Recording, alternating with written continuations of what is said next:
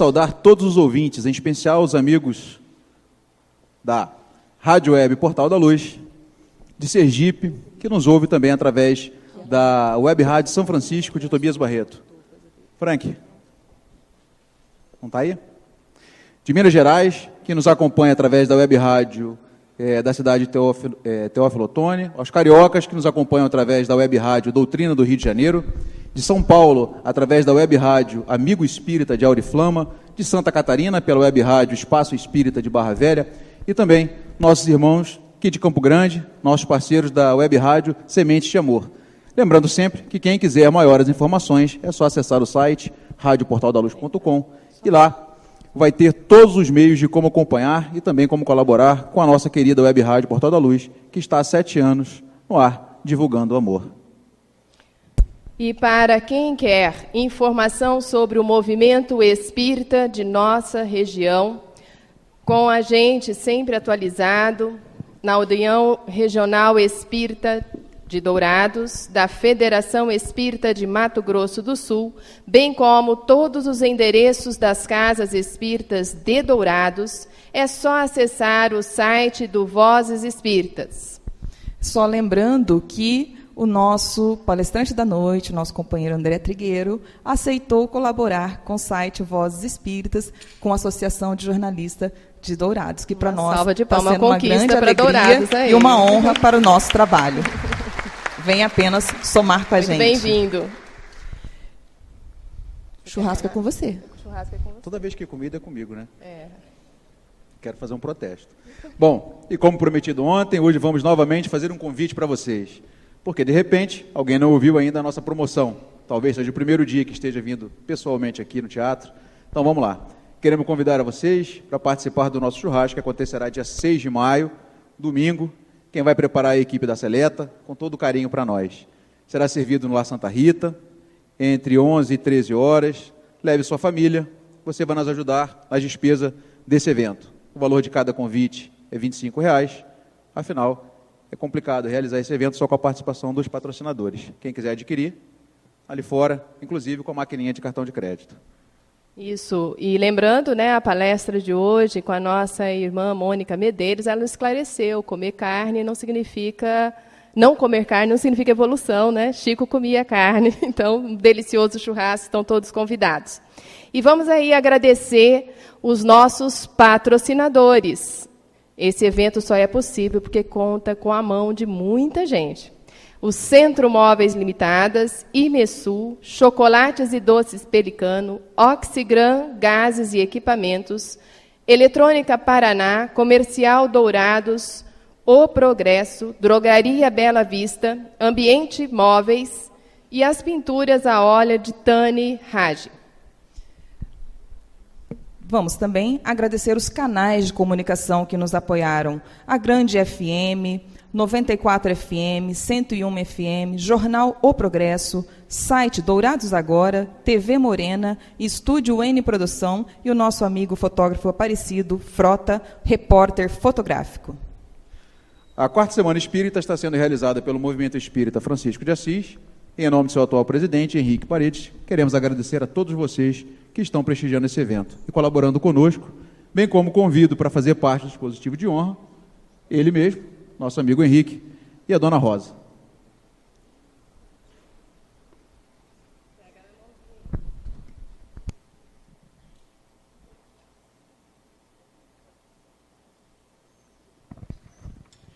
Nós estamos ao vivo aqui do Teatro Municipal, a dona Rosalina Rochas e o acompanhante dela sobem aqui ao palco, a exemplo do que já aconteceu nas noites anteriores. É uma figura referência, um ícone do movimento espírita local, daí o motivo. Isso, a prece inicial, nosso irmão Henrique, né, para fazer a prece inicial para nós. Primeiramente, boa noite a todos, obrigado pela presença. Então eu gostaria de convidar a todos para que nós fechássemos os olhos da carne, elevássemos o nosso pensamento a Deus, nosso Pai, a Jesus, nosso bom e amado Mestre, em agradecimento a mais um dia de vida, a mais esta oportunidade que temos de nos reunir em um local, em nome de Jesus, buscando dos benfeitores as inspirações, pedindo a Deus que hoje derrame sobre o nosso irmão André Trigueiro toda a inspiração necessária para trazer a mensagem de que ele é portador. Que a paz de nosso Senhor Jesus Cristo permaneça conosco, hoje, agora e sempre. Que assim seja. Como tema da semana, estamos refletindo sobre o sentido da vida. Aprendemos já com Vansan, Jesus Cristo, eu estou aqui. Depois, alô, alô, Dourados, renove seu entendimento com Deus a SAMU. Em seguida, aprendemos sobre a casa mental com Margarete Áquila. Ontem, aprendemos onde está Deus com a doutora Mônica de Medeiros. O tema a fé e o desafio do homem do século XXI. Hoje à tarde, no seminário A Saúde como Escolha do Espírito, um tema da hora é a valorização da vida e prevenção do suicídio no Brasil e no mundo, agora à noite, com o nosso querido André. E André Trigueiro, ele é jornalista com pós-graduação em Gestão Ambiental pela COPE, da Universidade Federal do Rio de Janeiro, onde leciona a disciplina de Geopolítica Ambiental. É editor-chefe do programa Cidades e Soluções da Globo News, professor de jornalismo ambiental na PUC do Rio de Janeiro, escritor e colunista da Folha de São Paulo. E para o esclarecimento de nossas almas e elevação de nossos sentimentos, um respeito à natureza, a toda a mata, como a gente recebeu agora há pouco comunicado, passamos a palavra para o nosso expositor da noite, com todos nós, André Trigueiro. Uma salva de palmas. Desde já agradeço a presença da sua esposa, Cláudia. Muito obrigada pela presença, por estar acompanhando o nosso irmão aqui.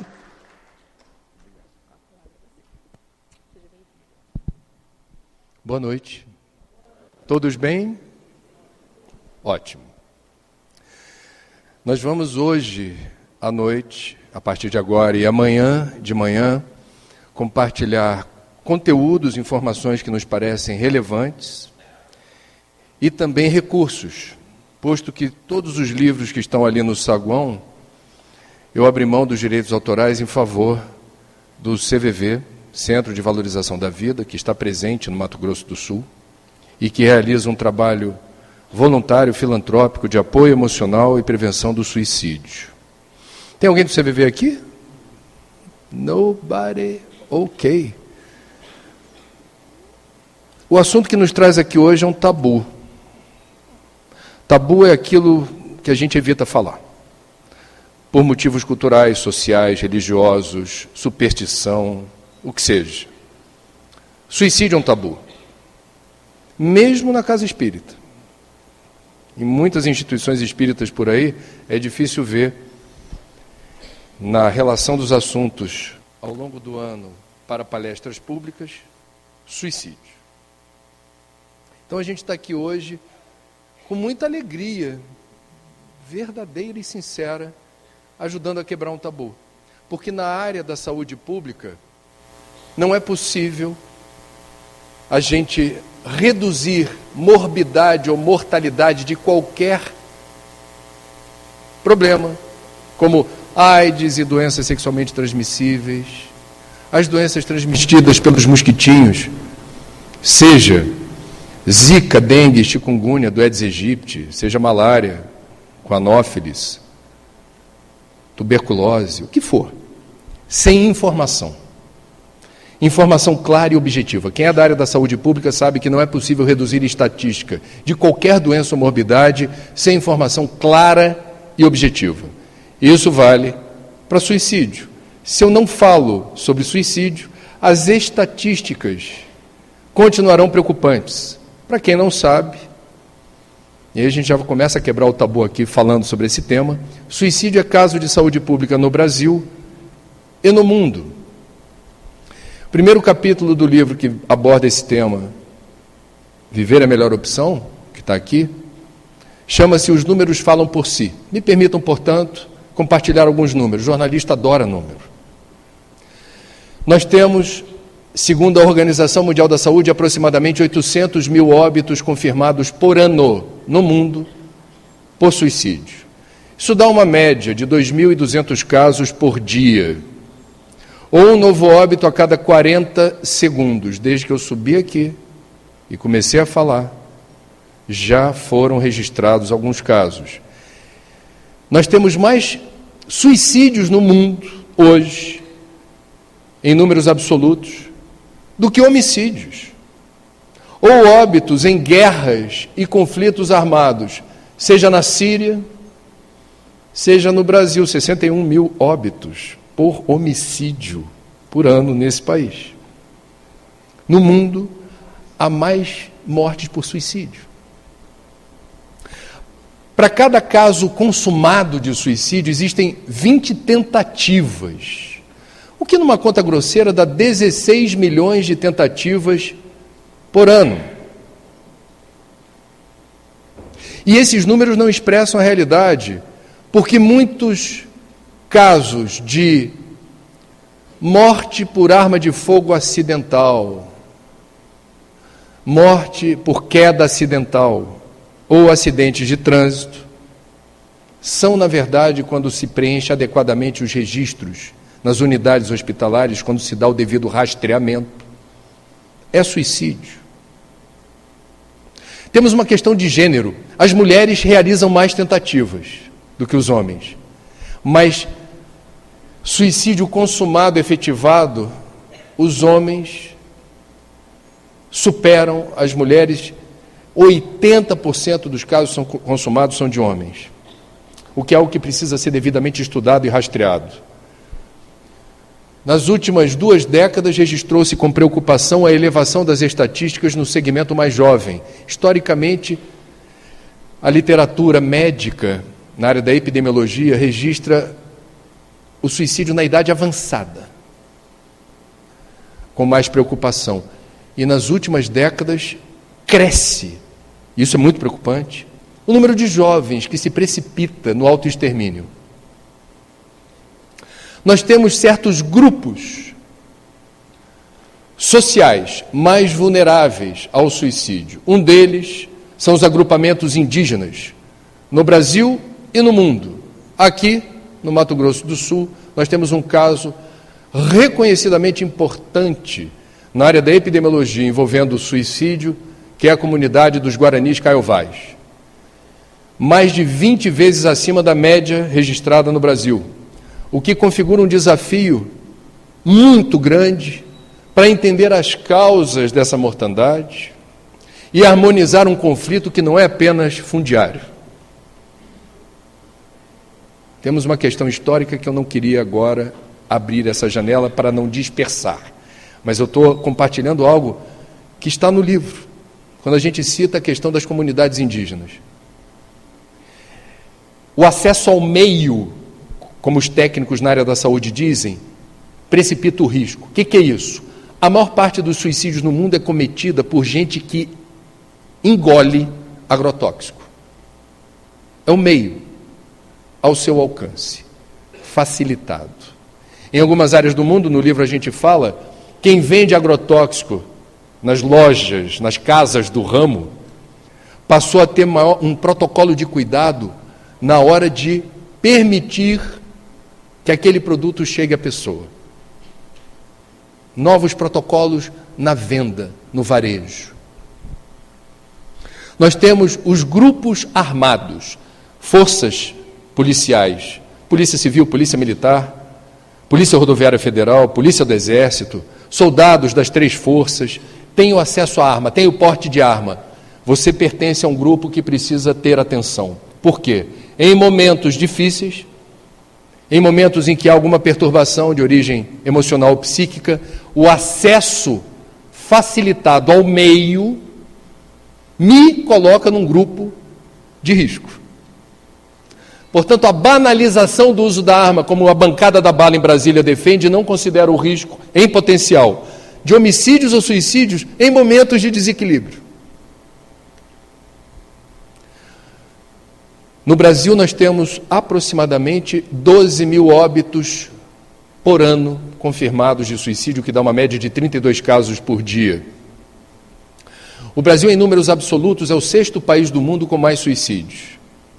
Mas número absoluto não é o número que a área da epidemiologia trabalha. Você compara os países em número de casos por 100 mil.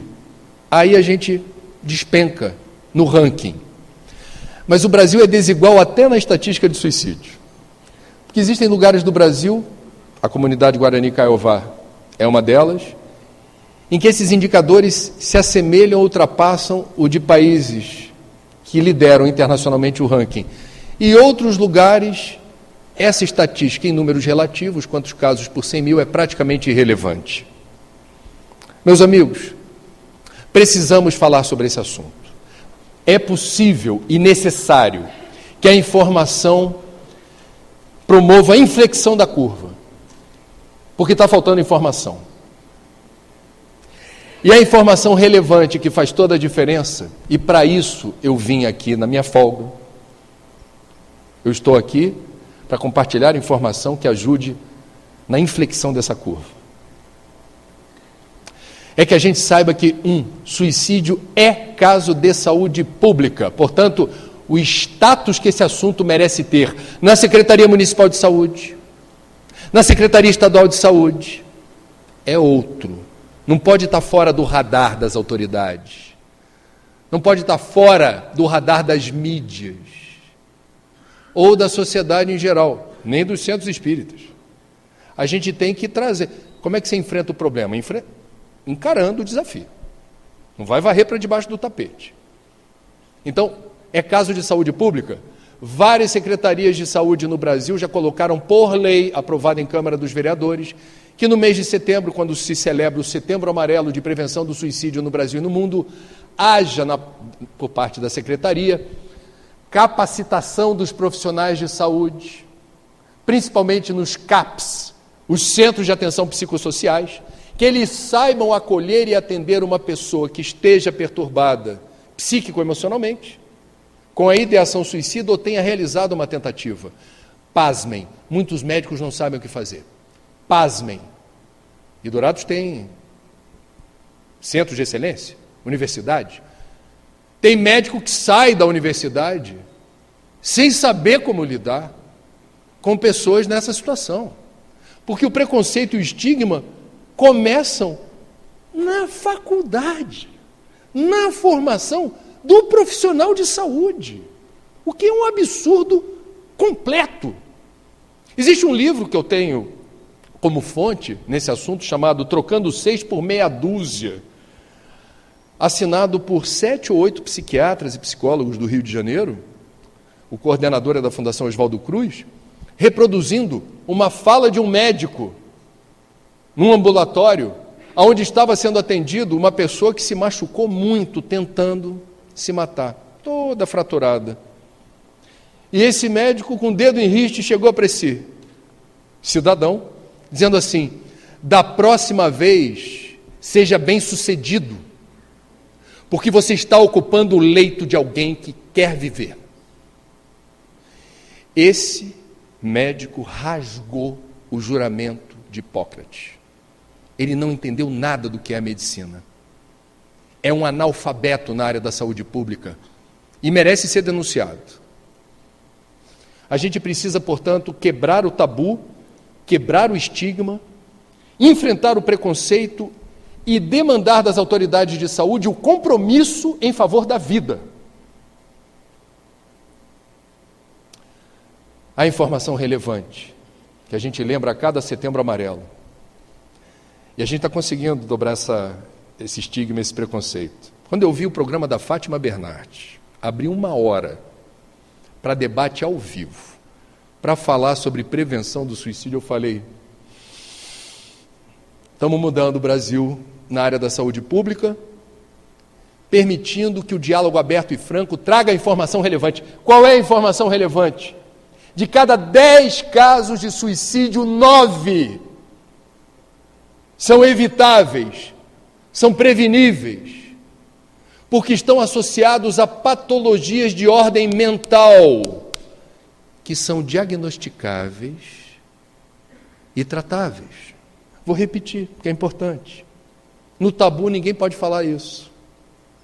90% dos casos de suicídio são evitáveis, são preveníveis, porque estão associados a psicopatologias que, se descobertas a tempo, se diagnosticadas, são tratáveis.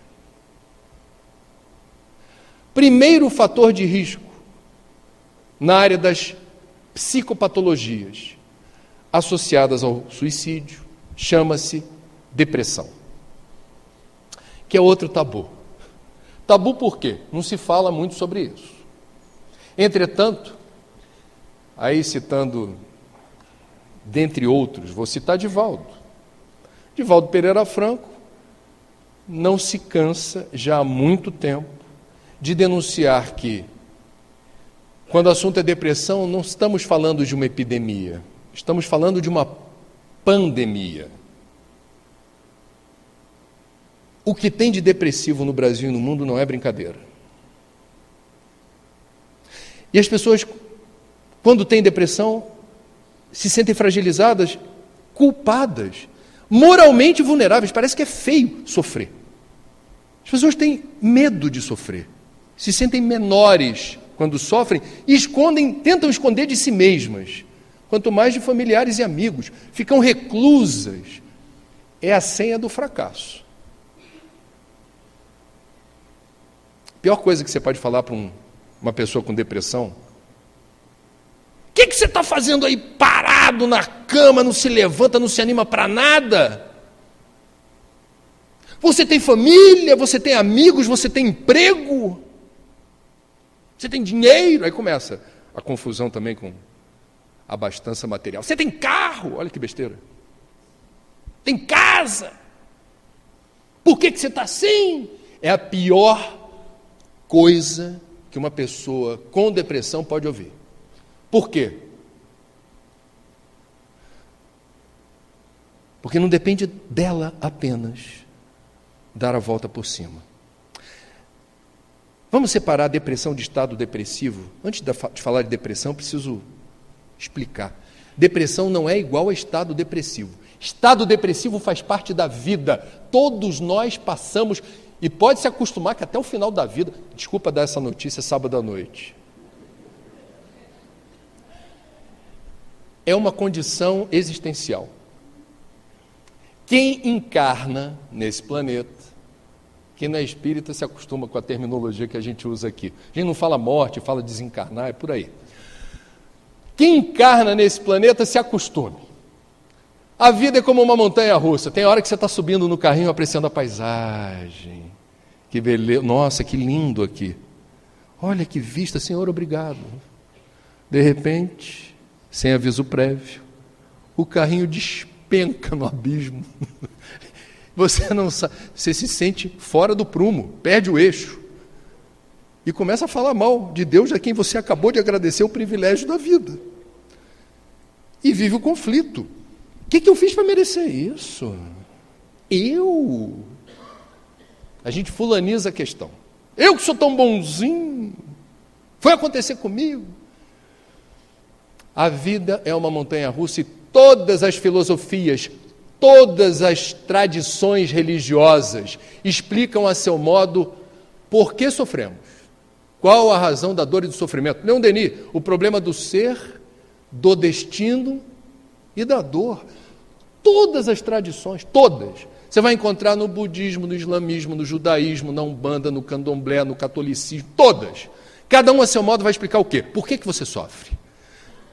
Por que sofremos? E é importante a gente se deter em algum momento sobre isso, porque essa é uma pergunta capital que todo mundo devia fazer. Por que sofremos? Qual a razão da dor e do sofrimento? Porque é uma condição humana. Se você conhece alguém que não sofre, que não tem dor, desconfie, pode ser um ET. Eu não estou dizendo que é má pessoa, estou dizendo que não é desse mundo.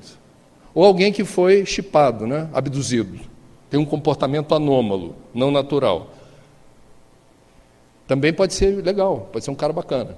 Não é humano, ou não tem reações humanas. Portanto, resumindo, o estado depressivo faz parte da vida, aprenda a lidar com isso. Eu me lembro a primeira perda, primeira morte que houve em família, eu sofri muito. Eu não estava acostumado com essa dor.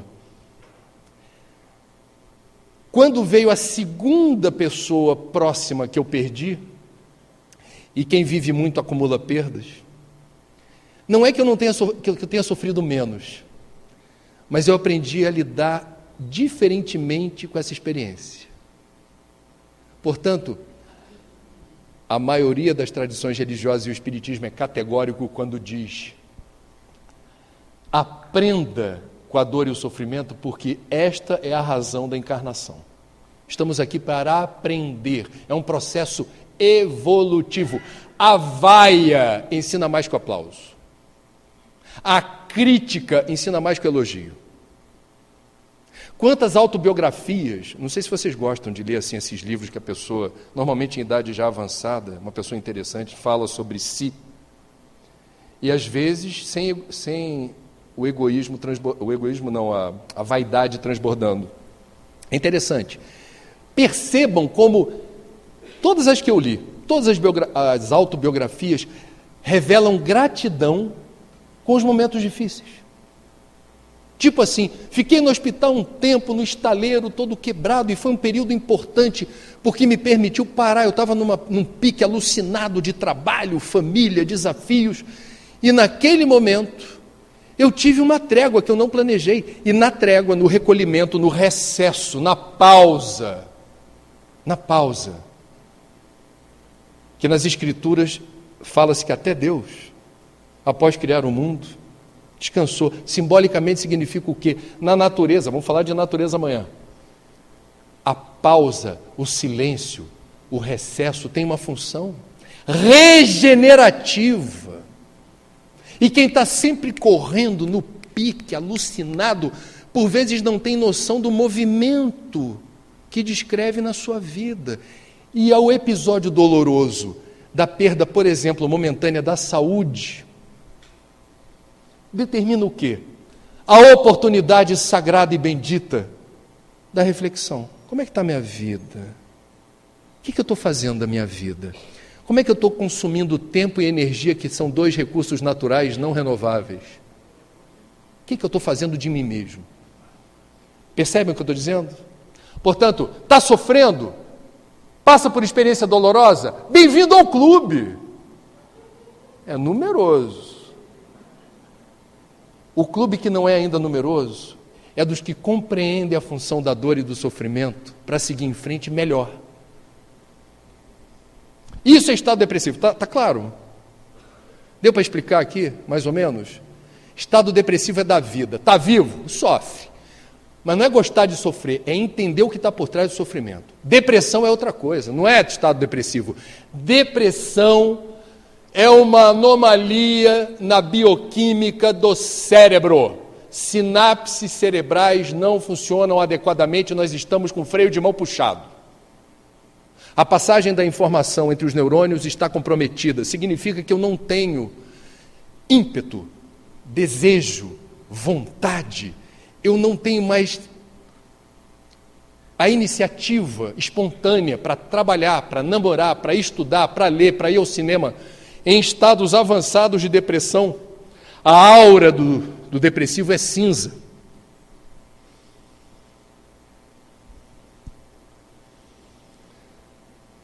E depressão não se resolve nos estados avançados, principalmente, mas essa recomendação vale para qualquer depressão. Não se resolve indo ao centro espírita apenas, à missa, ao culto. Vejam, isso também é um tabu. Tem espírita por aí que diz assim: leia Kardec. Se fosse uma questão de fé, me explica por que Padre Marcelo Rossi e Padre Fábio de Mello teriam depressão. Me explica. Que eu não sei explicar. Faltou fé para Padre Marcelo Rossi? Faltou fé para o Fábio de Mello terem depressão? Fraquejaram na fé? Foi isso que aconteceu com eles? Desculpa, não foi isso que aconteceu com eles. O que aconteceu com eles? Não tem nada a ver com fé. É perfeitamente possível ser espírita. Aliás, eu conheço espírita com depressão. Tem nada a ver com a fé raciocinada. Ih, esse aí não entendeu a doutrina. Tem nada a ver com isso. Qual é o protocolo de resposta que a gente precisa ter diante da depressão? Em primeiro lugar, procurar ajuda. Não invalida a importância da ida ao centro espírita, da leitura edificante, do culto do evangelho no lar. Tudo isso está no pacote terapêutico. Só isso não resolve. Desculpa. A gente tem que falar a verdade. Foi Kardec, o codificador, que nos autorizou a dizer aonde a ciência avançar, construindo elementos de convicção a respeito de qualquer tema ou tese. O espiritismo, na ausência de informação a respeito, acompanha. Então nós espíritas precisamos nos dar conta, com rapidez de preferência, que no atendimento fraterno, no serviço de acolhimento a quem sofre na casa espírita, se houver a suspeita de que a pessoa tem depressão, recomenda-se que a gente tenha a grandeza de indicar que procure um especialista, um psicólogo, um psiquiatra, alguém que possa, num primeiro momento, oferecer esse apoio terapêutico. Então vamos lá, pela ordem.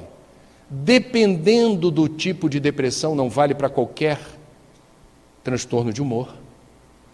Há drogas, há antidepressivos que podem ajudar, não vale para qualquer depressão. Certos casos de depressão estão combinados com outras patologias leves ou não, e o antidepressivo pode estimular desequilíbrio. Nem todo médico sabe disso. Aliás, tem médico, desculpa, não quero faltar com respeito à categoria, que é preguiçoso para estudar. Se ancora no conhecimento da universidade. E nos livrinhos que a Bayer ou outros setores da indústria química dão, com receituário. Se tem isso, indica aquele nosso remédio. Se tem isso, indica aquele outro remédio.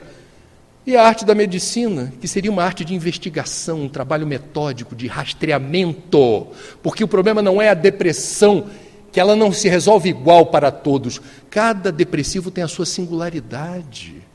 Não pode um médico achar que toda depressão se trata com o mesmo remédio, na mesma dosagem. Isso é crime de lesa cidadão. Pelo amor de Deus. Então a gente está falando aqui, procure um especialista. E tenha paciência. A depressão não tem cura, mas tem tratamento. E é possível ser feliz com depressão. No livro a gente fala de, por exemplo, tem um colega nosso do New York Times, colunista famoso, best-seller, com um livro chamado O Demônio do Meio-Dia, que fala sobre depressão, ele é depressivo. E ele compara a depressão como uma parceira de dança. Vamos ter que aprender a dançar junto. Mas quem conduz sou eu. Percebe? Não é você que vai me levar. Eu levo você. Para onde eu quiser e do jeito que eu quiser. Mas estamos juntos. Se não é possível me desvencilhar de você, seja bem-vinda. Mas eu conduzo. A metáfora é essa. Segundo protocolo de resposta, além de procurar um especialista que possa eventualmente recomendar uma droga. Apoio psicoterápico, psicólogo. Eu sei que Dourados, pela importância que tem, superou um preconceito que ainda existe em alguns lugares do Brasil, que psicólogo é coisa para maluco. Não estou maluco, por que eu vou para o psicólogo? Não digam isso em público porque, como se diz por aí, paga-se um mico. Psicólogo não é só para quem está vivendo algum problema. Você pode estar se sentindo absolutamente são. Se você acha importante a aventura do autoconhecimento, aonde entra o bom psicólogo? Como um espelho de você, refletindo o quê? O que você não consegue enxergar. Porque nós somos consciência e inconsciência. O inconsciente é parte de você. Está acordado? Teu inconsciente não está no comando. Você não reconhece o inconsciente, mas ele se manifesta. A roupa que vocês escolheram para vir no teatro, e eu também, hoje à noite, teve pitaco do inconsciente. o inconsciente se manifesta sem você se dar conta. É uma coisa horrorosa. Ou não. Os sonhos. Não conte seu sonho para qualquer pessoa que conheça os rudimentos da psicologia. Porque você vai dizer algo que diz muito sobre você, que é revelado de maneira com arquétipos, com simbologias, que o seu sonho trouxe, e que você não faz ideia do porquê. Contou para alguém que conhece psicologia, cuidar, melhor não contar. Na dúvida, não conta. Se está em atendimento psicológico, criou-se ali uma parceria, uma relação de confiança, pode contar. E você ganha quando vem a explicação, a interpretação do sonho. Gol! Já me conheço mais do que eu supunha antes. Portanto, temos o apoio eventual do uso de drogas aliadas, temos o apoio de um psicólogo. Por último, mas não menos importante, se eu estou falando para uma plateia que não é de espíritas, eu digo assim, cuida bem das suas energias. Energia é uma palavra ótima, porque é o coringa do baralho. Então o que é cuidar bem da tua energia? Nós não somos só o que é visível ou tangível, temos outras resoluções. Então se nutra do que te faz feliz. Procura as pessoas que te agradam, que te fazem alegres, que são engraçadas, os amigos, colegas de escola, as pessoas de quem você se nutre espiritualmente, energeticamente. Vá aos lugares onde a paisagem te revigora. Não tem lugar que tem esse poder. Você olha, nossa, só de chegar aqui, eu já me senti bem melhor. E se quiser se sentir bem melhor, amanhã a gente vai falar um pouco sobre isso. Tira o sapato, tira o chinelo, tira a borracha que veda o contato com a energia telúrica. Se nutra também da energia que vem, da Mãe Terra, de Gaia. Quem estuda Espiritismo encontra. Carlos Torres Pastorino, do Minuto de Sabedoria, fala muito dos elementais da natureza e da força intrínseca à nossa casa planetária. Mas, enfim, eu estou falando para uma plateia que me parece majoritariamente espírita, então vamos bater um papo reto aqui. Fluidoterapia, passe magnético. E o que é o passe? É o momento, normalmente depois de uma palestra pública, em que você não pode estar passivo. Agora é o médico que vai trabalhar. Não vai fazer efeito. O passe demanda sintonia. Fecha os olhos, faz uma prece, lembra de uma paisagem bacana, agradece a Deus, agradece ao médium, agradece a quem usa o médium para o transporte de fluidos medicamentosos que, com a boa vontade do médium, são projetados na direção dos chakras e meridianos. Fazendo o que? Uma profilaxia espiritual, removendo detritos, formas de pensamento, miasmas, que estão saturando o seu campo eletromagnético e que o passe faz o quê? Uma faxina. Aí você, mas o André está exagerando, tem que ficar na sintonia? Sim! Por quê? Porque você pode sair do centro como entrou e o passe não fazer rigorosamente nenhum efeito. André Luiz, em uma das obras psicografadas por Chico, relata, estupefato, o que ele viu acontecer numa missa, onde o sacerdote estava imantando as hóstias antes da comunhão, com tamanha devoção e fé, que imantou as hóstias de luz. Aí André Luiz diz, as hóstias ficaram todas iluminadas. Aí chegou a hora da fila dos fiéis, corpo de Cristo, foi botando cada hóstia iluminada na boquinha de cada fiel. E o que André Luiz revela? Quem ali, católico ou não, estava na fila. E tem um povo que se diz católico, mas não é. Como tem um povo que se diz espírita, mas não é. Então estava o povo na fila, colocou a hóstia na boca. Aqueles que estavam em sintonia com as palavras inspiradas do sacerdote, o corpo de Cristo, assim denominado pela tradição católica, entrou e permaneceu iluminado e irradiou, esparziu a luz dentro. Sintonia. Fez efeito. E a maioria dos que estava ali, corpo de Cristo. Aí a pessoa sai da igreja dizendo assim: zerei, mais uma semana, zerado, tadinho, não entendeu nada. Fluidoterapia faz a diferença, ajuda. E só lembrando a visão espírita da depressão, série psicológica, psicografada por Divaldo, ditado por Joana, entre outras revelações importantes, diz que a depressão jaz esculpida, Joana tem palavras, né? Jaz esculpida no perispírito do reencarnante. Em boa parte dos casos, diz Joana, a depressão é como se fosse um ponto de culpa de algo que você fez e que a tua consciência até hoje se culpa, não se aceita porque você tardiamente percebeu o erro. E aquilo torna você um tanto vulnerável. Quando realizamos na vida presente escolhas que não nos favorecem no processo evolutivo, emerge a depressão. É como se fosse um chamariz para a necessidade de uma recomposição íntima daqueles fatores que geram desequilíbrio para que você faça a coisa certa, tome as decisões corretas em seu favor.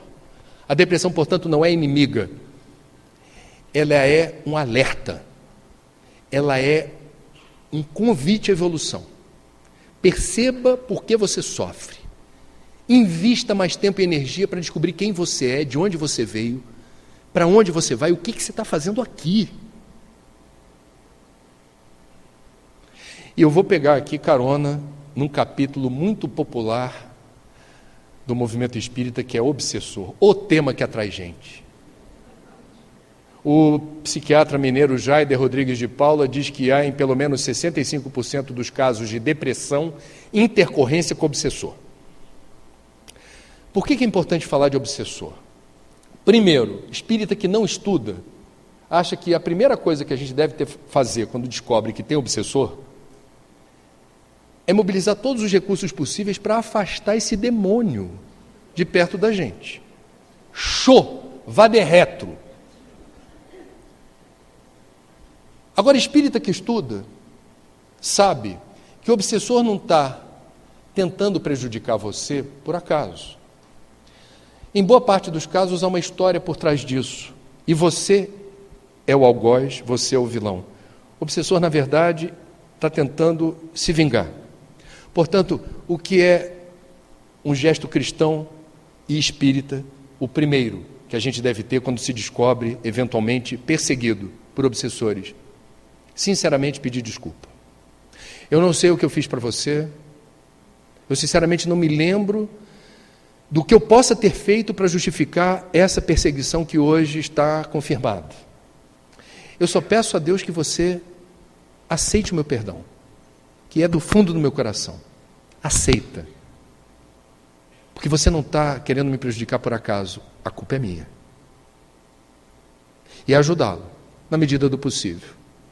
Eu estou dizendo isso porque tem muitas tradições cristãs que desoneram o cidadão de responsabilidade. Você não é culpado por nada, é o diabo, é o capeta, é o cramulhão, é o obsessor. Está tudo no mesmo pacote, a gente não tem culpa de nada. É tudo forças negativas, forças ocultas, que perseguem você e você é vítima. A gente se vitimiza com uma facilidade, a culpa não é minha não. Numa boa, não cola. Esse discurso da vitimização não pega.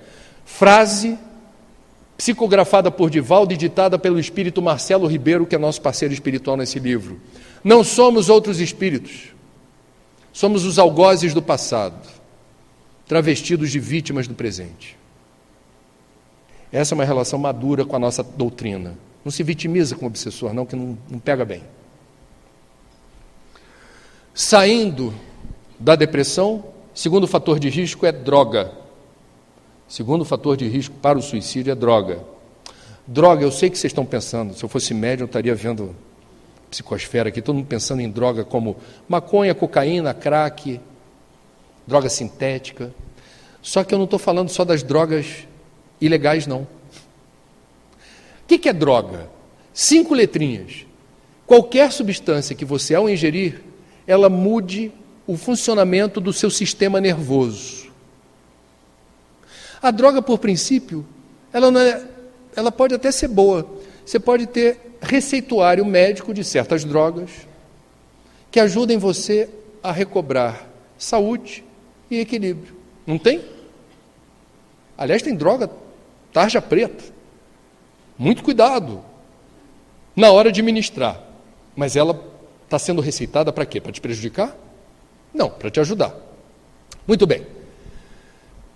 Uma cerveja, copinho ou garrafa, uma taça de vinho, um cigarro, se altera o funcionamento do teu sistema nervoso, é droga. Pode não ser ilícita, mas é droga. O conceito de droga é esse, está claro? Muito bem. O que a Organização Mundial da Saúde diz? A droga, ela gera euforia, êxtase, prazer. É o momento da montanha-russa que você está, opa, deu barato, que legal. Só que toda droga, por princípio, tem efeitos transitórios e passageiros. E quando você não tem mais o efeito do êxtase, do prazer e do deleite, aquilo gera outro estado. Toda droga, por princípio, esse é o risco. Pode causar dependência. Vou repetir. Toda droga lícita ou ilícita, por princípio, se muda o funcionamento do sistema nervoso, pode causar dependência. Vale para o cigarro, vale para a bebida, vale para a maconha, para o crack, para a cocaína, para o êxtase, vale para tudo isso. Qual é o problema de eu perder, de eu ficar dependente? Só quem conhece alguém com dependência química ou passa por essa dificuldade vai valorizar as palavras que eu vou proferir agora. A dependência química é um visgo tão pavoroso que a pessoa perde a autonomia de voo. Ela não é mais senhora do próprio destino, dona dos próprios passos, comandante da própria vida. Ela perde aquilo que para nós é caro no Espiritismo, o livre-arbítrio. O que é o livre-arbítrio? É o nosso Waze espiritual. Você se programa, você diz assim, opa, para onde vou? E o Waze espiritual leva você. Isso é livre-arbítrio. Não é possível evoluir sem livre-arbítrio. Não é possível. O dependente químico perde o trunfo de ser autônomo, ele ser senhor do seu destino. Ele acorda de manhã dizendo assim, está faltando quanto tempo para eu ter um encontro com o prazer? Que só a droga, nessa altura da minha vida, proporciona. É um pesadelo. É um pesadelo. E a perda da autonomia gera a perda da autoestima. A autoestima é o que te sustenta. Quem não tem autoestima se sente o quê? Autoestima é a condição para a gente se levantar e dizer, vamos em frente, eu tenho uma razão para viver. Ama o próximo como a ti mesmo. Eu me amo. Eu me respeito. Isso faz a diferença. Qual é o problema do Brasil? Eu não sei aqui em Dourados, não conheço a cidade suficiente para afirmar, mas o Brasil é conhecido como o país campeão mundial de farmácia por metro quadrado. Tem uma farmácia perto do meu hotel. Grande. Não é uma farmácia, é uma mega store. Drugs Mega Store. Moral da história. Um esporte popular no Brasil chama-se automedicação. Conhece? Automedicação? Todo mundo é um pouco médico, né? Depois da internet, você já chega no médico dizendo assim, eu sei o que eu tenho, me dá logo esse remédio aí que eu tô com pressa. Nós mobilizamos todos os meios ao nosso alcance para obter a droga que haverá de responder à nossa demanda pessoal. E num mundo que não compreendeu o sentido da dor e do sofrimento, existem drogas lícitas que amortizam esse desconforto. E se você não está com a patologia indicada para usar a droga, você se vira. Não tem problema, é tarja preta, não tem problema. Eu dou meu jeito. Sabe qual é o problema? Está presente aí o clube do Rivotril? Eu estou falando nome de marca aqui, não sei depois se dá problema, está gravando, estou nem aí. Ó, o que não falta é nomezinho popular aí de... Não se entrega, não. Remédios ou substâncias que dão um barato, né? Aí você ouve no elevador, está subindo o elevador no centro de Dourados, você não conhece as pessoas, uma está falando com a outra, eu estou dormindo que nem uma criancinha depois que eu comecei a tomar aquelas gotas mágicas. Aí a outra, eu também, que bom, não sei o quê. Aí você curioso, brasileiro é uma raça curiosa, a pessoa sai no andar lá, o 6º andar, você estava indo para o 10º, você foi atrás dela. Ganhando tempo para dizer, como é que eu vou abordá-la? Eu preciso saber algo. O nome do remedinho mágico, que faz ela dormir tão bem, que eu estou com episódios de insônia, desde que eu perdi o ente querido, desde que eu passei a estar com problema de saúde, etc. E a gente vai, isso está no livro, quem é da área de saúde conhece essa expressão, medicalização da dor. O que é a medicalização da dor? Se eu estou em sofrimento, eu vou dar um jeito com uma droga. Eu não quero sofrer. Eu não quero perder o sono por causa da dor. Eu vou dar o meu jeito. E qual é o jeito? Se o médico responsável não reconhece em mim portador de uma patologia que justifique a receita, eu vou à luta. A minha amiga está dormindo bem, eu também quero dormir bem. O que está embutido nisso? Pessoas drogadas em alto grau são problemas para os guias e mentores e para os obsessores. Vocês sabem disso? A pessoa está tão entorpecida que ela não está sintonizada com nada. O guia não consegue. Ih, meu Deus, deu problema. Aí o obsessor fala assim, estamos juntos. Também não estou me fazendo entender. E a pessoa está chafurdando numa onda vibratória, que é uma areia movediça, que a precipita para o fundo de si mesma. É desperdício de encarnação, de tempo e de energia. É sério isso. E vou lembrar o clube do Rivotril e da outra substância que foi cantada aí. Se liga na missão. Porque seremos questionados depois se fizemos o bom uso de um medicamento receitado, uso ético, profissional, científico, de uma substância que precisa ser aliada, porque se não for aliada, joga contra, não tem meio termo. No campo da droga lícita, só interessa a substância indicada por um médico que faça sentido e ajude você a recuperar qualidade de vida. Não é isentar você da experiência da dor e do sofrimento. Está claro isso? Muito bem. Saindo do capítulo das patologias de ordem mental, que eu ainda tenho que falar de espiritismo. Porque o espiritismo fala muito de suicídio, a gente vai falar também. O que o espiritismo não trouxe do século XIX são os conhecimentos acumulados e fantásticos na área da psiquiatria e da psicologia. É isso que a gente precisa falar também. Mas eu vou falar de espiritismo, fica tranquilo. Vamos lá. Saindo da área da patologia de ordem mental, está lá transtorno bipolar, esquizofrenia, transtorno de personalidade. Eu não vou me alongar em cada um dos transtornos associados ao risco suicida, ok? Vamos pular essa parte. Vamos chegar em algo que os psiquiatras e os psicólogos não falam.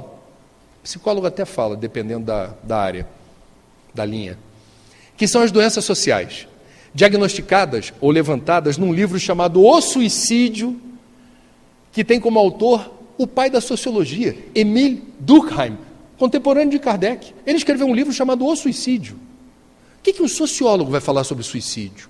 Ele vai falar, o Durkheim foi eternizado por uma frase que diz assim, nós somos produto do meio. Significa que nós somos seres sociais. O espiritismo também diz isso. E como seres sociais, nós somos esponjas ambulantes.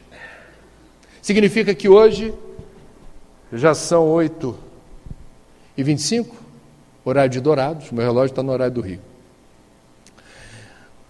Como é que você está agora? A tua resposta, ela virá sustentada pela soma das experiências recentes,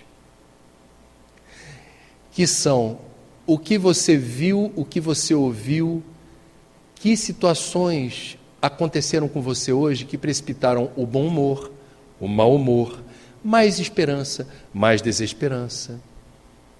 Nós somos seres sociais. O tempo todo a gente está se nutrindo, se alimentando do que as pessoas dizem, falam, cantam. Foi preparado aqui o ambiente. Isso faz parte do nosso dia. A gente está levando na alma da gente a lembrança das músicas que nos harmonizaram. A prece inicial que nos harmonizou. E antes disso, o que aconteceu? Somos nós. Nós somos isso. Meus amigos, o que eu estou querendo dizer a partir da experiência de Durkheim nesse livro é que existem fatores que não são de risco suicida, mas que predispõem pessoas em dificuldade, dependendo do meio social em que ela está inserida, a perceber nos momentos de crise o suicídio como uma opção. Falamos há pouco dos Guarani Kaiowás, não vou mais falar disso. Vamos falar aqui, por que na literatura pessoas com idade avançada aparecem liderando o ranking de risco suicida? Existe ciência por trás disso. E as pessoas de idade precisam conhecer isso para se prevenir. O que é ser idoso ou idosa no Brasil? É fácil envelhecer no Brasil? As cidades, Dourados está preparado para o idoso? Calçada sem buraco, sinalização nas ruas, placas com letras legíveis para quem já está assim, ônibus ou transporte público em que não haja freadas bruscas. Você sabe como é que é freada de ônibus no mundo de provas e inspeções? Posso mostrar aqui? Vamos lá. Você está no ônibus, dali a pouco vem a freada. 3, 2, 1. Freada desumana, sem aviso prévio. Se a pessoa está desprevenida, e normalmente ela está, se esborracha. Como é que é freada de ônibus em mundo de regeneração, sabe? Nunca viu? Está lá indo, de repente vai frear. 3, 2, 1. É uma freada ética. Envelhecer hoje no Brasil significa esqueceram de mim, esqueceram de mim 2, 3, 4, é uma série. E esqueceram de mim no auge da minha existência. Eu não entendo por que aposentam um juiz do STF com 70 anos, como o Celso Amorim, recentemente. Alguns juízes do STF já deveriam ser aposentados compulsoriamente agora. Não vamos falar disso para não prejudicar a psicosfera. Mas o que eu estou querendo dizer? As pessoas estão vivendo mais e melhor. Isso significa um desafio civilizatório. A gente precisa arrumar o que fazer. Essas pessoas têm conhecimento, têm experiência, têm muito o que oferecer, mas isso é desprezado. Primeiro abalo de ser idoso, lidar com desprezo. Não valorizam o que eu sou, o que eu poderia estar fazendo, não estão me valorizando.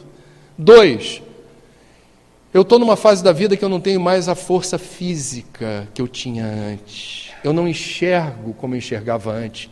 Eu não estou escutando como eu escutava antes. Eu não posso mais comer o que eu comia antes. Eu não tenho mais aquele sono linear, sem interrupção. O sono agora ficou intermitente. Eu tenho que lembrar do remédio para pressão, para diabetes, o remedinho para não sei o quê. E eu me esqueço e levo bronca. Aqueles que eu cuidei com tanto desvelo, me sacrificando em jornadas duplas ou triplas de trabalho para oferecer a melhor escola, a melhor assistência médica, tudo de bom. A natureza inverteu os papéis caprichosamente, hoje eu dependo deles. E o que eles me oferecem na hora que eu preciso? É o mesmo desvelo? É o mesmo amor? É o amor caridade, amor renúncia, amor compaixão, amor sacrifício? Ou é outra relação? A ingratidão é um problema espiritual. Nós estamos falando de várias questões que culminam o quê? Nas perdas dos amigos. Eu não tenho mais o meu grupo está cada vez menor.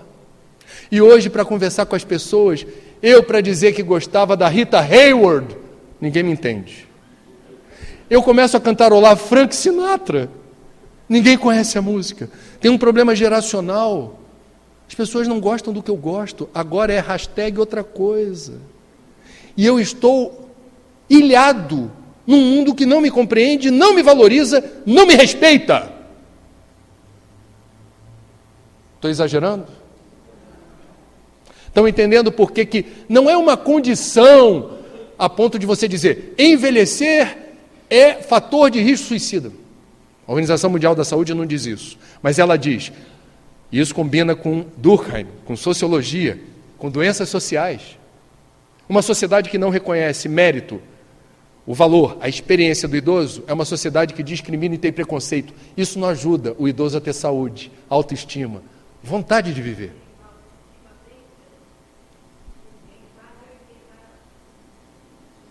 Perdão.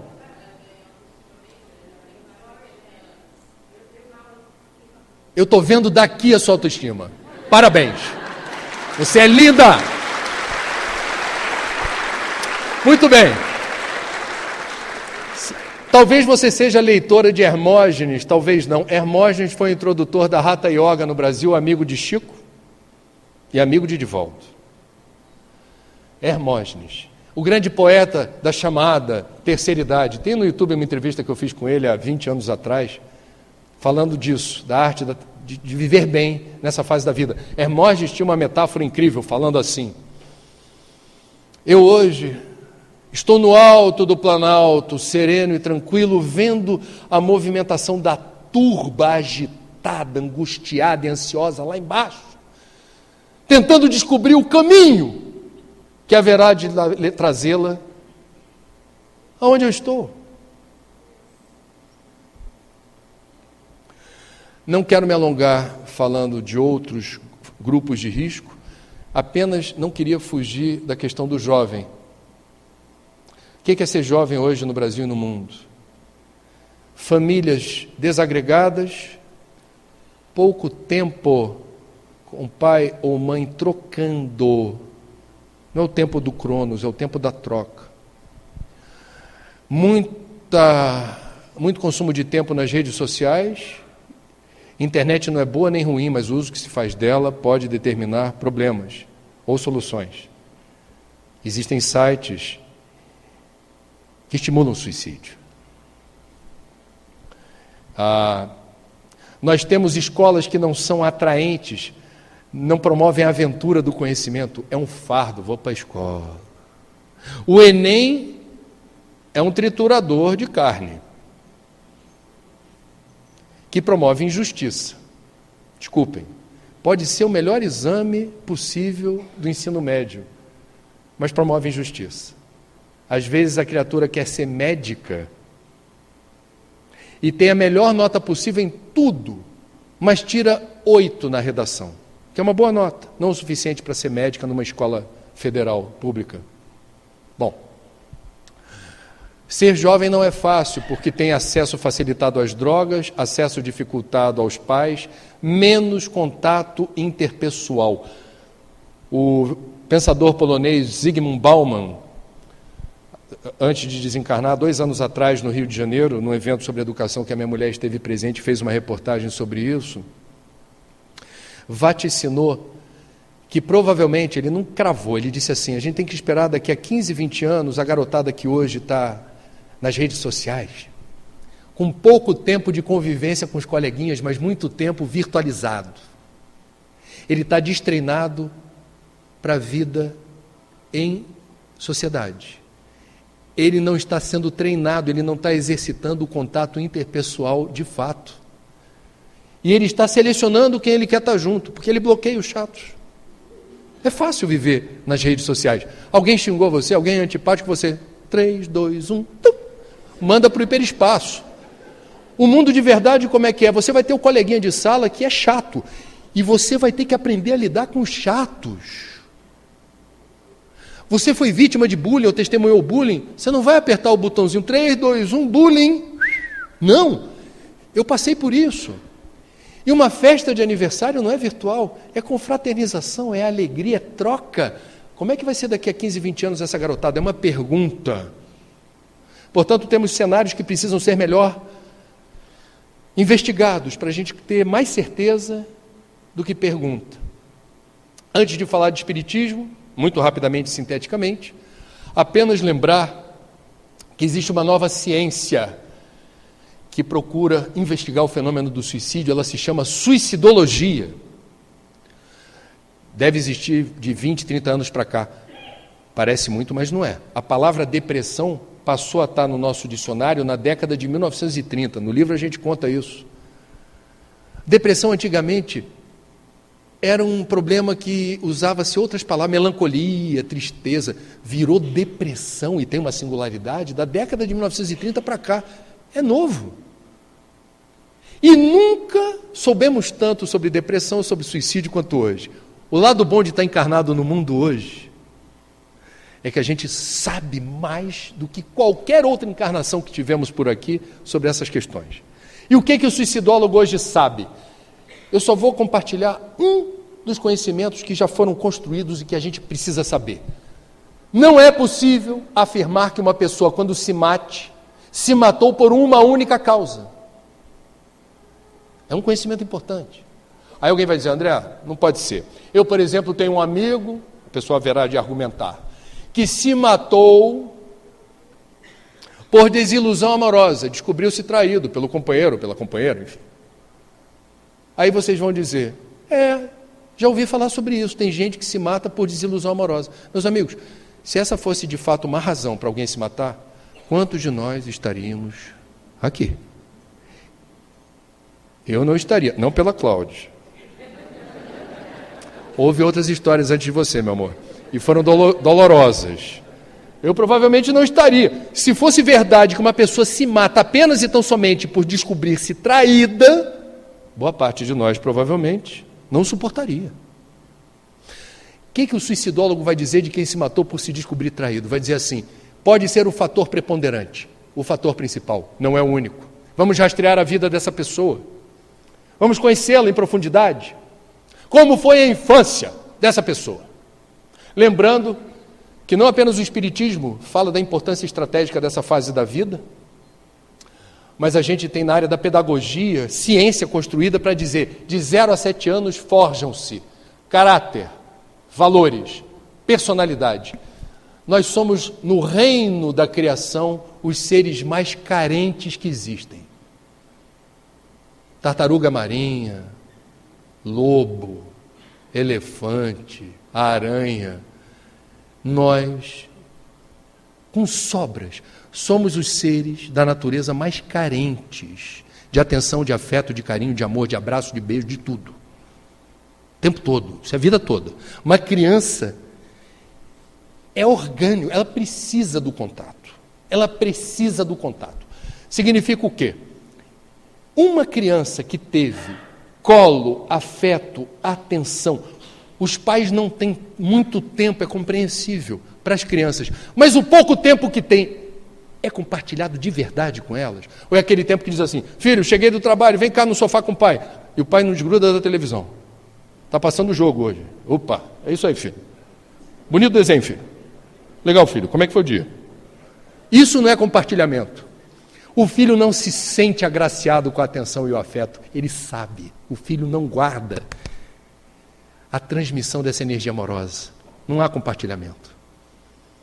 Portanto, o pouco tempo que se tem está sendo consagrado verdadeiramente com o filho, porque isso vira nutriente emocional, isso acompanha para a vida toda. Eu já não tenho meu pai e minha mãe nesse plano da vida, eu perdi já meu pai e minha mãe. Há momentos difíceis para mim, que naturalmente eu não faço força, vem a memória do colo, do afeto, da palavra amiga, do amor que eu recebi. Eu sou muito grato a eles por um amor que não ficou datado. Esse amor me acompanha. E ele me ajuda nos momentos difíceis. Eu fui amado. Quem foi amado sabe a diferença que faz, ou não sabe? Isso não fica junto? Agora, sem causar constrangimentos, aqueles de nós aqui que não fomos amados, que não tivemos a experiência desse amor, não é que a gente viva o risco suicida, mas no momento da dificuldade, no momento que falta o básico, que você fala assim, estou balançando, Senhor, preciso recuperar o prumo. Se eu não tenho a memória desse amor, não é que eu não consiga me reequilibrar. Você pode se reequilibrar sim. É mais difícil. Uma outra questão que os suicidólogos mapeiam Este que se matou por desilusão amorosa possuía alguma crença numa força superior? Veja que eu não estou chamando de fé e não estou falando a palavra Deus. Estou falando de crença, numa força superior. Ah, André, você está dizendo que todo mundo que acredita numa força superior está livre do risco suicida? Não, não disse isso. Mas eu estou dizendo que todos nós, em momentos extremamente difíceis, nos lembramos de Deus. Não tem aquela expressão do Jorge Amado, ateu, graças a Deus, é da mulher do Jorge Amado, Zélia Gattai. No momento difícil você vai recorrer ao que tiver ao teu alcance para vencer, dobrar essa esquina. A gente lembra de Deus nos momentos difíceis, via de regra. Centro espírita é procurado por quem? Via de regra. Por quem está, não importa se a pessoa é espírita ou não. Para centro espírita vão judeus, muçulmanos, ateus, agnósticos, católico, evangélico, vai de tudo. Por quê? É a dor, te empurrando para quê? Vai que me ajuda. Então todo mundo descobre, por força da necessidade, que a evocação precisa ter lugar. Tem gente que faz promessa. Não tem gente que faz promessa? Diz assim, Senhor, me tira dessa que eu vou de joelho, até Campo Grande, no acostamento e de joelheira, mas vou. É ou não é? Tem gente que paga promessa. Tem programas noturnos ao vivo de certas tradições cristãs, vez por outra eu durmo tarde, eu já vi. É interessante. Um pastor certa vez, um sacerdote, não sei como dizer, ele defendeu que o fiel grite para Deus escutar. Madrugada, ao vivo. Eu fiquei, se esse programa tem audiência, ninguém dorme no meu bairro hoje. Senhor, me tira dela! Nós espíritas não podemos gritar, nem pagar promessa. Porque a gente sabe que se passamos por uma dificuldade hoje e você não reconhece a causa da dificuldade na vida presente, muito provavelmente a origem da dificuldade está embutida na memória oculta das vidas passadas. Melhor não gritar. Nem pagar promessa. Melhor. Melhor. E a pessoa que tem o deserto da fé, a quem não tem a quem recorrer, na hora da dificuldade extrema, do desespero, da angústia, da ansiedade, não tem a perspectiva de buscar a inspiração, a força e a coragem num outro plano, numa outra dimensão. Se coloca nesse lugar. É difícil.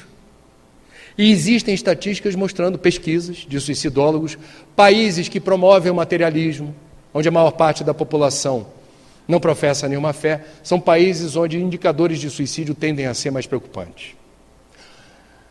O que não quer dizer que muitos religiosos não cometam suicídio, entre os quais espíritas. Meus amigos, para terminar, espiritismo. Demorou, mas chegou. Antes de falar de espiritismo, lembrar que todas as grandes religiões ou correntes espiritualistas, filosofias como espiritismo, espiritualistas, do Oriente ou do Ocidente, divergem em várias coisas, mas consensuam e convergem no capítulo do suicídio. Todas as grandes tradições e correntes espiritualistas, religiosas, do Oriente ou do Ocidente, as principais, afirmam categoricamente que o suicídio é um equívoco. O espiritismo, dentre todos, é o que mais detalha a realidade do suicida no plano espiritual. Em primeiro lugar, o espiritismo afirma que a morte não existe e que aquele que pretendeu se livrar de uma dor atroz, de um sofrimento terrível, através do colapso orgânico, descobre-se vivo. E aí afirma-se o espiritismo com muita propriedade. Em nenhuma hipótese o suicídio pode ser entendido como alívio ou solução para os problemas. Em nenhuma hipótese. Este que se matou, primeira questão que aflora na consciência é o arrependimento. Para a pesquisa que fizemos para o livro, eu e Cláudia, eu acessei arquivos do jornal O Globo do Rio de Janeiro, que verificou, tem uma reportagem muito criativa das pessoas que se suicidavam na ponte Rio-Niterói. E a entrevista era com quem tentou se matar e não conseguiu. Pulou lá de cima e não conseguiu. Algo incrível. Dentre todos os que sobreviveram, o repórter fez a mesma pergunta, entre outras. O que você pensou entre a ponte e o espelho d'água? Porque foram longos segundos. Todos disseram, eu me arrependi. É como se a gente tivesse um sexto sentido, que lá dentro dissesse, não posso fazer isso comigo. Não devo fazer isso comigo. No Espiritismo a gente sabe, vou resumir. Esse que se descobre vivo depois do colapso orgânico, passa a ser alvo das formas de pensamento dirigidas por amigos e parentes, que sofrem com a perda. Porque para o espírita, pensamento não é uma abstração, ele tem força e direção. Quando você sofre por alguém, isso alcança a pessoa que fez a passagem. Imaginem a dor agravada de quem tentou resolver seu problema dessa forma e é castigada por essa sucessão de pensamentos embalados numa emoção dolorosa que o alcançam. Ele causou dor a muita gente. Uma outra questão que causa uma certa perplexidade é a dificuldade do espírito desencarnado na condição de suicida se livrar rapidamente do cadáver, do corpo físico. A Dona Ivone Pereira, em Memórias de um Suicida, explica isso com muita objetividade.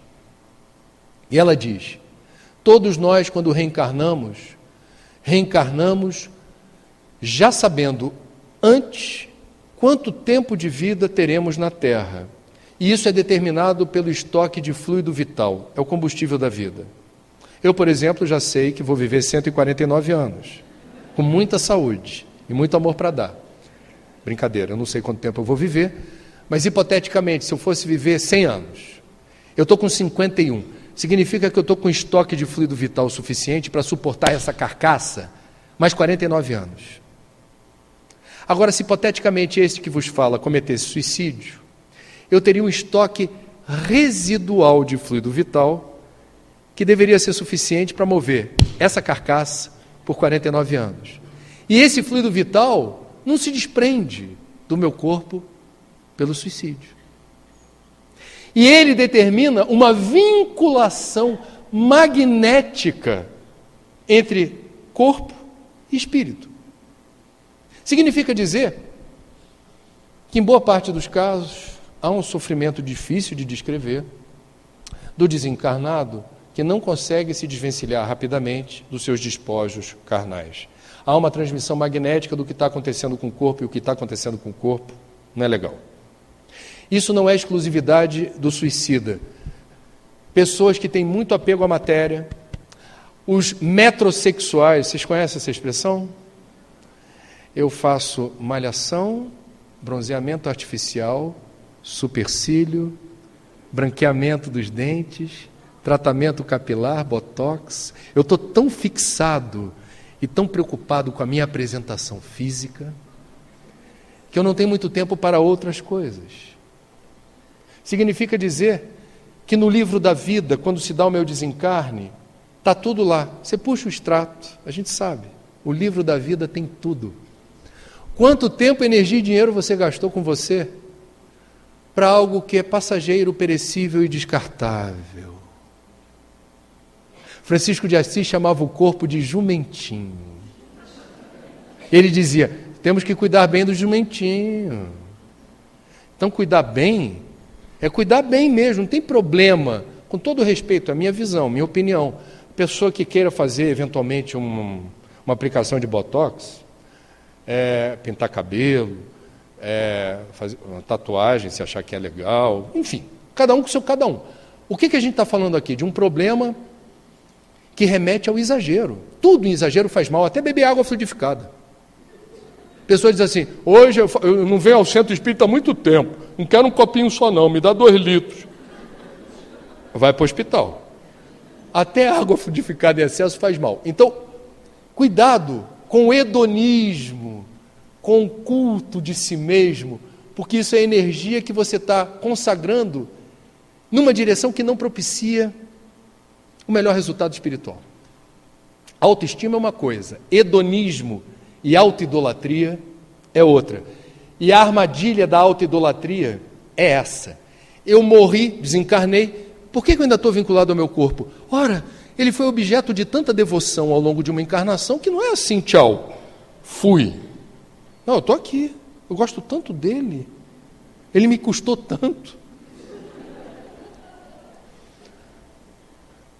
Uma outra questão, em boa parte dos casos a pessoa se suicida dizendo, não tinha solução para o meu problema, por isso eu me matei. Providência divina nos surpreende sempre.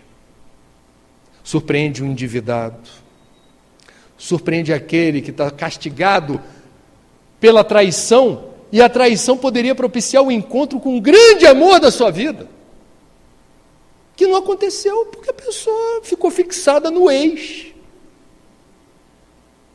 A providência divina não nos falta. Confiar na vida, confiar em Deus. Se hoje parece insuportável, espera amanhecer. Tudo vai dar certo. Não se precipita. Tem uma frase, acho que é do Dale Carnegie, não é de um espírita não. É assim, hoje, como é que é a frase, gente, que fala assim, hoje é aquele dia que ontem despertava em você tanta angústia e ansiedade. Mas a frase começava assim, sente-se bem? Está tudo bem? Pois bem, lembre-se que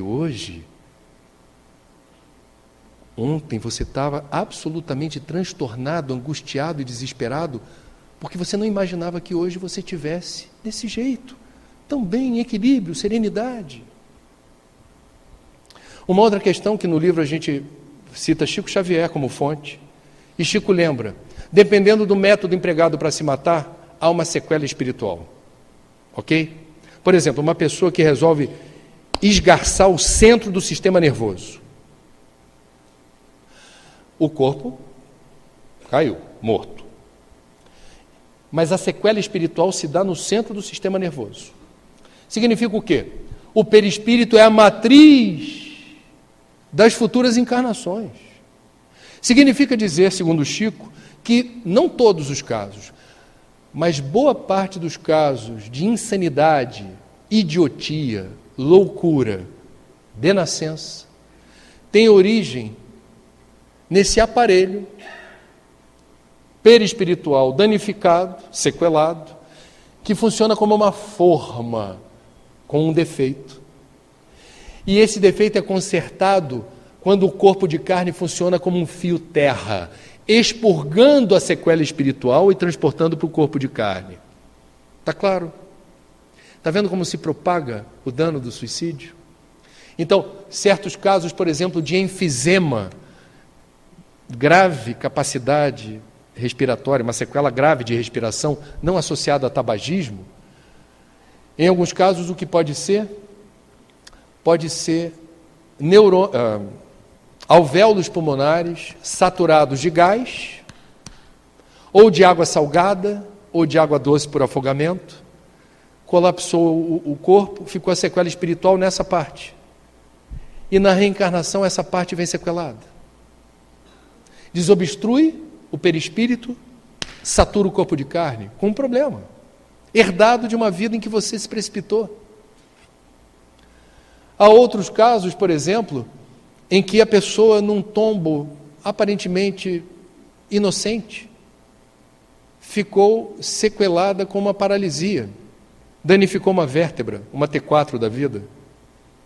Em alguns casos, a pessoa que se enforca, quebra o pescoço numa determinada vértebra. Temos uma sequela espiritual. significa dizer que há um ponto de vulnerabilidade, que eventualmente poderá determinar um esgarçamento indesejado, numa outra existência. Vocês vejam como a vida é um bem tão importante e sagrado que não se resolve no intervalo de uma encarnação.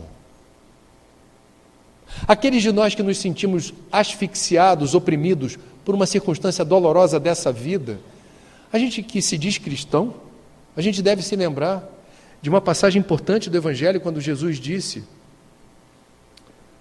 que o jugo é leve, que o fardo é suave, porque Deus não seria soberanamente justo e bom, não seria Deus, se permitisse que a carga de dor e sofrimento fosse superior à nossa capacidade de suporte. Que Deus é esse?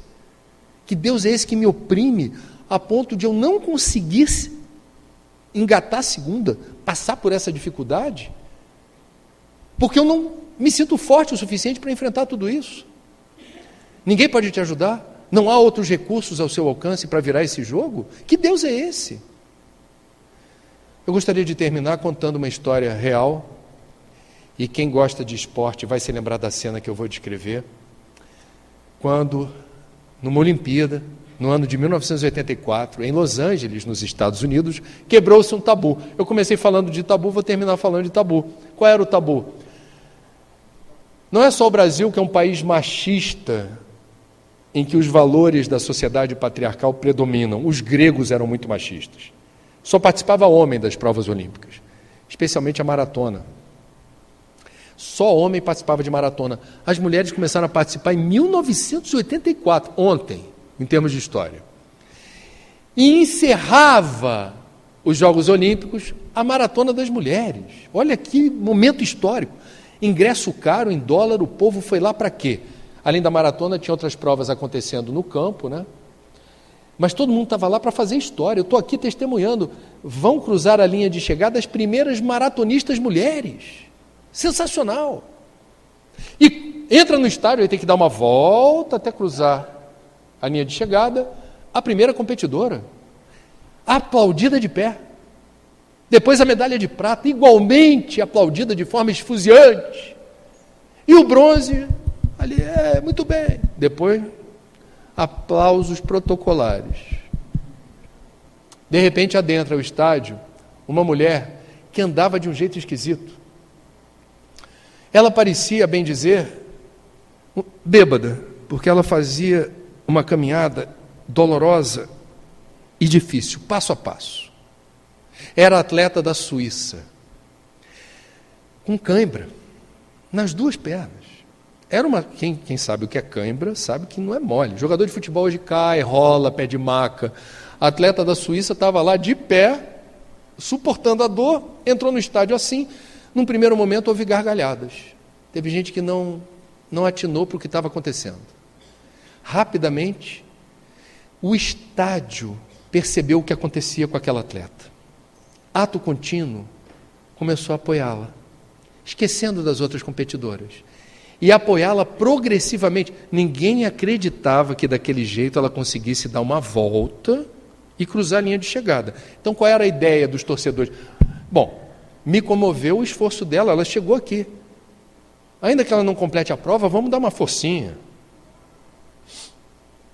Começou com palmas, marcando os passos. E a atleta não desistia, seguia em frente, com dor, com cãibra.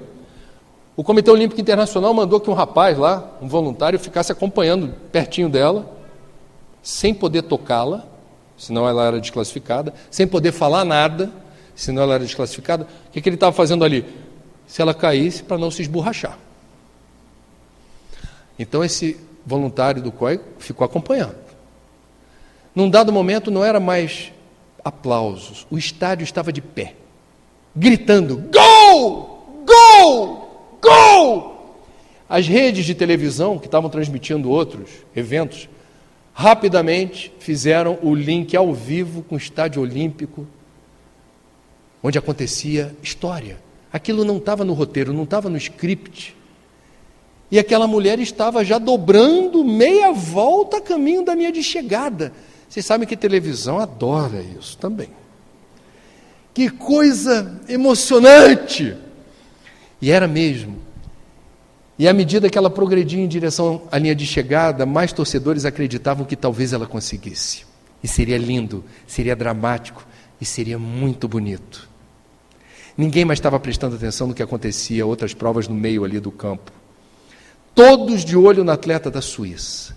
20 metros, 10 metros, o estádio de pé, eufórico, gritando, 5 metros, 2, 1. E ela cruza a linha de chegada, magrela, viseira baixa, tomba.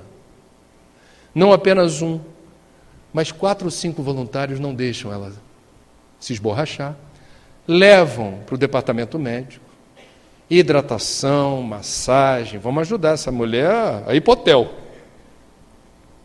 Não ganhou nenhuma medalha, foi ovacionada como heroína. Ninguém se lembra quem foi medalha de ouro nas Olimpíadas de Los Angeles, mas todo mundo se lembra da atleta da Suíça. E por que eu estou encerrando um evento espírita falando dela? Meus amigos, de Dourados, de Londrina, de tantos lugares aqui da região, eu agradeço a presença de vocês. Eu preciso dizer que, metaforicamente, o que aconteceu com essa atleta da Suíça se assemelha à nossa jornada de cada um de vocês e eu, nessa encarnação, nesse planeta. Porque nós somos maratonistas da vida. E por vezes nós sentimos as cãibras que impedem ou parecem querer impedir a nossa progressão em direção à linha de chegada. São dificuldades de ordem financeira, o desemprego, é dívida, são dificuldades na área da saúde, são perdas de entes queridos, tantas e tantas e tantas dificuldades e obstáculos, e a gente sente que o movimento começa a ficar difícil. E por vezes, talvez como ela na pista, sentimos que talvez não dê para cruzar a linha de chegada. Talvez a gente caia. E aí a gente se lembra de Deus e fala: Deus, cadê você? Guias e mentores, onde vocês estão? É como o voluntário do COI. Nunca estamos sós. Mas eles não podem tocar, nem se manifestar como a gente gostaria, porque evolução é mérito pessoal e intransferível. Cada um de nós vem para esse mundo sozinho e parte desse mundo sozinho, mas não falta ajuda. E a principal ajuda tem que vir de você, acreditando e confiando. Não faltará nunca a energia, a fé e a coragem que você precisa para cruzar a linha de chegada. Nossos guias e mentores estão sempre por perto. Deus, que é nosso Pai, nos acompanha a cada segundo. Mas o mérito é completar a prova. André Luiz chama isso de ser completista. O completista é aquele que cumpre o tempo de permanência planejado antes da reencarnação. Agora, quem se diz espírita não é apenas adepto da fé raciocinada, é adepto do Consolador Prometido, da terceira revelação, do cristianismo redivivo. Portanto, não nos cabe comemorar apenas cruzar a linha de chegada. Munir, não basta cruzar a linha de chegada. Para nós espíritas, importa prestar atenção nos demais corredores, nos maratonistas à nossa volta que estão fraquejando. Porque nós, dessa doutrina, gostamos de dizer: fora da caridade não há salvação. Presta atenção no irmão ou na irmã que está perto de você, que está na sarjeta, no ponto de ônibus, no elevador, no supermercado, dentro da tua casa. As pessoas que fazem contato com você por telefone, por e-mail, que fazem contato com você na rua, conhecidos ou desconhecidos. Deus promove encontros inusitados que a gente às vezes não presta atenção nos sinais. Todos nós merecemos cruzar a linha de chegada, mas para o espírita, os trabalhadores da última hora, importa cruzar junto, não sozinho. Obrigado por essa noite dourada com vocês. Foi um prazer.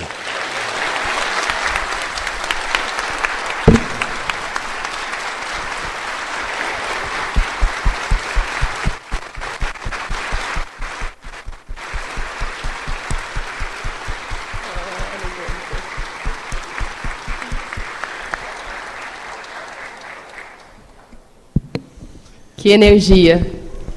Precisa mais?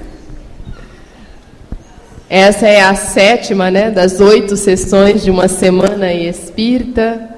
Que maravilha! Agradecemos muitíssimo André Trigueiro, Cláudia, por estarem aqui conosco nessa noite, abrilhantando o nosso sábado, o nosso 5º dia, mas é a 7ª sessão, a 6ª, né? Hoje é sexta. Hoje é a 6ª, desculpa. A 6ª sessão, porque à tarde tivemos a doutora Mônica, né? E agora mais este seminário. E amanhã vamos ter o seminário com o André Trigueiro também, né? Sobre ecologia. Exatamente, o seminário é Espiritismo e Ecologia, a regeneração de dentro para fora. Então, amanhã, às 9 horas, aqui, neste mesmo teatro. Contamos com a presença de todos. Para quem ficou com gostinho de quero mais, esperamos todos vocês amanhã de manhã. Mas Frank, tem mais, não acabou não. Vai ter o vídeo? Não? Vai ter o vídeo ou não? Não temos vídeo, vamos lá. Pode ir. Bom, e amanhã a gente encerra a semana, né, com a palestra da Ana Tereza Camasmi, doutora em Psicologia pela Universidade Federal Fluminense do Rio de Janeiro, mestre em Filosofia pela PUC de São Paulo, especialista em Psicologia Clínica pela PUC de Minas Gerais, graduada em Psicologia pela UERJ do Rio de Janeiro, autora do livro Psicoterapia de Grupo na Abordagem Fenomenológico Existencial, Contribuições Heidegerianas. Atua em constelações familiares, psicoterapia existencial e dinâmica de grupo. O nosso irmão André Trigueiro, posso chamá-lo irmão, né? Vai estar ali à frente, dando autógrafo, tá? Daqueles que é para adquirir um livro. Pode tirar foto, né, André? O pessoal, eu tenho da turma da tietagem aí. Então, fazer foto com o André Trigueiro. E ele anuncia que a reversão do dinheiro ganho com a venda dos livros é para o CVV. Adriana, você veio há dias me perguntando. E agora, né? Qual o sentido da vida, Jorge? Então, amanhã à noite. Amanhã à Sentido noite da só vida, que ele vai dar a resposta. À luz do Espiritismo, aqui às 19 horas. Ah, é verdade. Amanhã à noite nós vamos ter a resposta de tudo. Vamos ver. Bom, e agora, para nos conduzir na prece final, convido a Dona Rosa. Vamos elevar o nosso pensamento a Deus, pedir a esse Pai de amor, de misericórdia, que possa derramar sobre nós eflúvios de paz, de harmonia, de equilíbrio. E dizer àquele que habita no esconderijo do Altíssimo, a sombra do Onipotente descansará. Eu direi do Senhor, Ele é meu Deus, é o meu refúgio, é a minha fortaleza, e nele eu confiarei, porque Ele me livrará do laço do passarinheiro e da peste perniciosa. Ele me cobrirá com suas penas e debaixo de suas asas estarei contigo.